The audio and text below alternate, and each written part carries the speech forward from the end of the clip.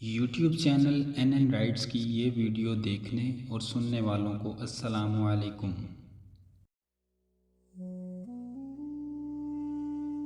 وقت بن محمد نے اپنے باپ سے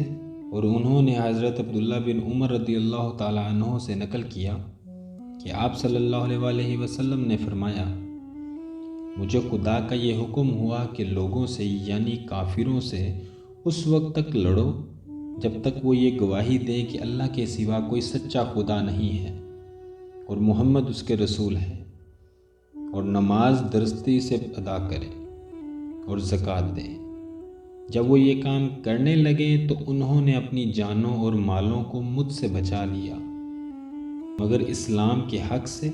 اور ان کے دلوں کی باتوں کا حساب اللہ پر رہے گا۔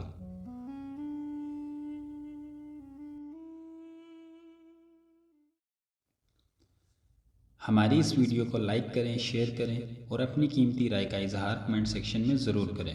اور جن دوستوں نے ابھی تک ہمارا چینل سبسکرائب نہیں کیا وہ جلدی سے جا کے اس کو سبسکرائب کریں،